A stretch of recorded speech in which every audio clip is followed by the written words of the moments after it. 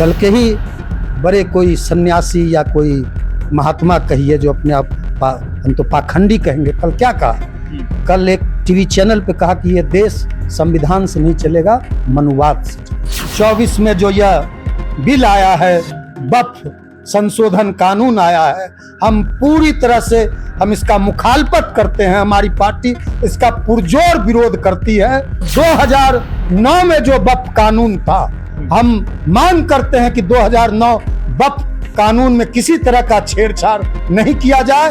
संविधान को यह टुकड़ा टुकड़ा करना चाहता है, जो संवैधानिक अधिकार है, मौलिक अधिकार है, जो बाबा साहब अम्बेडकर ने दिया, जो संविधान में जो आर्टिकल है, उसको यह भारतीय जनता पार्टी, आरएसएस और भारतीय जनता पार्टी के हुक्मरान उस पर प्रहार कर रहे हैं। प्रधानमंत्री जी की तस्वीर नीतीश कुमार जी के साथ लगाई थी, बड़े बड़े विज्ञापन अखबार में छपे थे, तो नीतीश कुमार जी ने गठबंधन तोड़ दिया था। नरेंद्र मोदी जी को भोज पे बुलाया था और भोज पे बुलाकर पत्तल छीनने का काम किया था। अब तो जनता दल यूनाइटेड के अस्तित्व पर संकट निश्चित रूप से। नमस्कार, आप लाइव सिटीज देख रहे हैं, आपके साथ मैं हूं वसीम खान। देखिए, राजधानी पटना के ऐतिहासिक गांधी मैदान में मुसलमानों का महाजुटान और महागठबंधन और यूं कहें कि सेक्युलर फोर्सेस के तमाम नेता मंच पर मौजूद रहे। अब सरिया कानून का बात चल रहा है और देखिए, प्रदीप सिंह जो कि अररिया से सांसद हैं, उन्होंने कहा कि तेजस्वी यादव की तो मंशा ही यही है कि देश में सरिया कानून लागू कर दिया जाए, मगर देश संविधान से चलता है।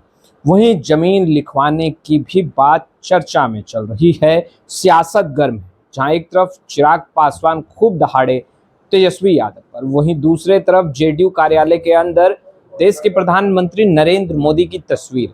हमारे साथ राष्ट्रीय लोक जनशक्ति पार्टी के राष्ट्रीय प्रवक्ता सरवन अग्रवाल जी हैं। सरवन जी, कैसे देखते हैं? अररिया सांसद कह रहे हैं कि विपक्ष और खासतौर पर तेजस्वी यादव की तो मंशा है कि देश में सरिया कानून लागू कर दिया जाए। नहीं, देखिए, हमारी पार्टी की जो विचारधारा है और राष्ट्रीय लोक जनशक्ति पार्टी और हमारे पार्टी के नेता हैं, राष्ट्रीय अध्यक्ष हैं पशुपति कुमार पारस, और हमारे दल के संस्थापक और देश के बड़े नेता रामविलास पासवान जी, सब दिन हम लोग जब जब संविधान पर प्रहार हुआ है या संविधान पर कहीं भी आंच आया है, तो हम लोग पूरी तरह से जो संविधान विरोधी ताकतें हैं, जो सांप्रदायिक ताकतें हैं, जो लोग आज कह रहे हैं नमाजवादी, ये लोग फांसीवादी है, सांप्रदायिकवादी हैं, ये लोग अवसरवादी हैं, ये लोग दलित विरोधी हैं, ये लोग संविधान विरोधी हैं। तो निश्चित रूप से अब इनके यह जो भारतीय जनता पार्टी के नेता लोग कह रहे हैं, ये सारे के सारे भारतीय जनता पार्टी के लोग, ये सारे के सारे नेता, ये सारे के सारे लोग नागपुर के इशारे पर क्या कहा, एक इनके दल के किसी दल के ही बड़े कोई सन्यासी या कोई महात्मा कहिए जो अपने आप हम तो पाखंडी कहेंगे, कल क्या कहा? कल एक टीवी चैनल पे कहा कि ये देश संविधान से नहीं चलेगा, मनुवाद से चलेगा। तो आप बताइए, देश अंबेडकर साहब के संविधान से चलेगा कि आरएसएस के कानून, नगपुरिया संघी कानून से चलेगा? आप लोग वक्त बिल को कैसे देखते हैं? नहीं, पूरी तरह से हम लोग जो भारतीय जनता पार्टी और इस मुल्क के जो हुक्मरान हैं, दिल्ली के सल्तनत पे जो काबिज हैं, ये तानाशाह हो गए हैं, ये इस मुल्क को तोड़ना चाहते हैं। इस मुल्क पर भारतीय जनता पार्टी अब इस मुल्क के लिए एक बहुत बड़ा खतरा बनकर, खतरा है भारतीय जनता पार्टी। भारतीय जनता पार्टी जिस तरह से मुसलमान के देश के जो अकलियत हमारे भाई हैं, जो हजारों हजार सैकड़ों वर्ष से वक्फ की संपत्ति है, मस्जिद है, मदरसे हैं, खानकाह है, ईदगाह है, इमामबाड़े हैं, कब्रिस्तान हैं, सारे के सारे ये छीन कर देश के प्रधानमंत्री और देश के गृह मंत्री अपने उद्योगपति मित्रों को देना चाहती है। तो निश्चित रूप से राष्ट्रीय लोक जनशक्ति पार्टी पूरी तरह से यह 2024 में जो यह बिल आया है, वक्फ संशोधन कानून आया है, हम पूरी तरह से हम इसका मुखालफत करते हैं। हमारी पार्टी इसका पुरजोर विरोध करती है। और जो 2009 में जो वक्फ कानून था, हम मांग करते हैं कि 2009 वक्फ कानून में किसी तरह का छेड़छाड़ नहीं किया जाए। और जो वक्फ कानून पास किया गया है, इसको जैसे तीनों कृषि कानून, देश के किसानों ने कहा यह तीनों जो कृषि कानून है यह देश के किसानों के लिए यह काला कानून है। तो जिस तरह से प्रधानमंत्री जी ने और एनडीए की सरकार ने तीनों कृषि कानून वापस लिए, उसी तरह इस वक्फ कानून को भी, काले कानून को भी वापस लेना होगा। और हम लोग पूरी तरह से देश के अकलियतों के साथ हैं, देश के मुसलमानों के साथ हैं। और जिस तरह देश के मुसलमानों को आप कहते हैं नमाजवादी, आप इस देश के 30 करोड़ मुसलमानों को कहां भेजना चाहते हो? इस देश में क्या करना चाहते हो? इस देश को कहां ले जाना चाहते हो? इस गंगा जमुनी तहजीब को, संविधान को यह टुकड़ा टुकड़ा करना चाहता है, जो संवैधानिक अधिकार है, मौलिक अधिकार है, जो बाबा साहब अम्बेडकर ने दिया है, जो संविधान में जो आर्टिकल है, उसको यह भारतीय जनता पार्टी, आरएसएस और भारतीय जनता पार्टी के हुक्मरान उस पर प्रहार कर रहे हैं। चुनाव से पहले एक बार सियासत फिर गर्म हुई है। जेडीयू कार्यालय के अंदर, दफ्तर के अंदर देश के प्रधानमंत्री नरेंद्र मोदी की फोटो और पोस्टर लगाए गए, कैसे देख रहे हैं? नहीं, हमने किस तरह के पोस्टर लगाए गए हमने तो देखा। नीतीश कुमार के साथ देश के प्रधानमंत्री नरेंद्र मोदी की तस्वीर लगाई गई है, वो भी जेडीयू कार्यालय के अंदर।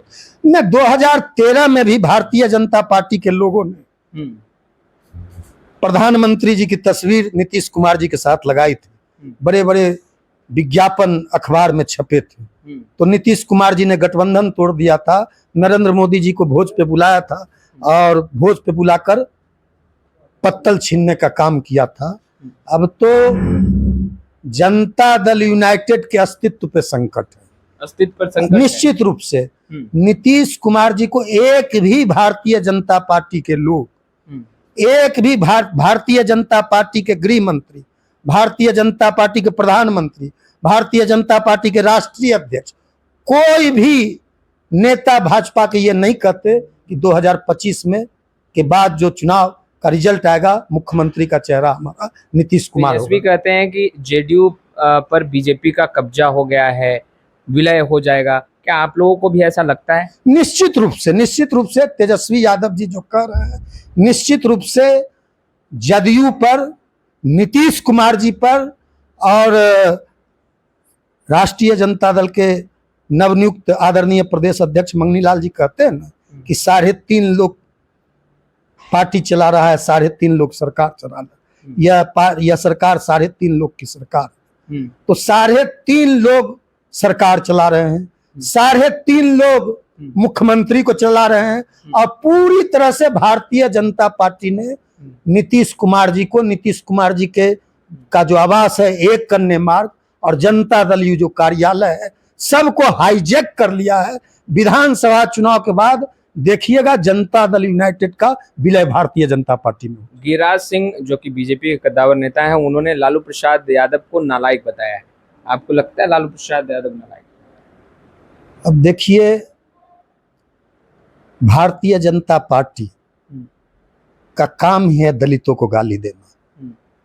जितने भी दलित के नायक हैं, गरीब के नायक हैं, पिछड़ों के नायक हैं, वंचित के नायक हैं, यहाँ तक कि भारतीय जनता पार्टी आरएसएस के लोगों ने यहाँ तक कह दिया परसों तरसों कि संविधान से धर्मनिरपेक्षता और सामाजिक न्याय को हटाना चाहिए।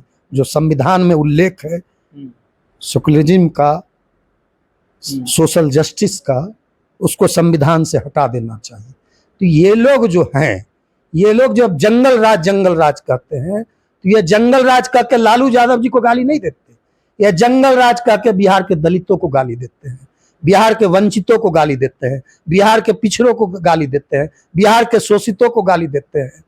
तो आपने सुना सरवन अग्रवाल जी को। फिलहाल इस वीडियो में इतना ही। आपका बहुत बहुत शुक्रिया।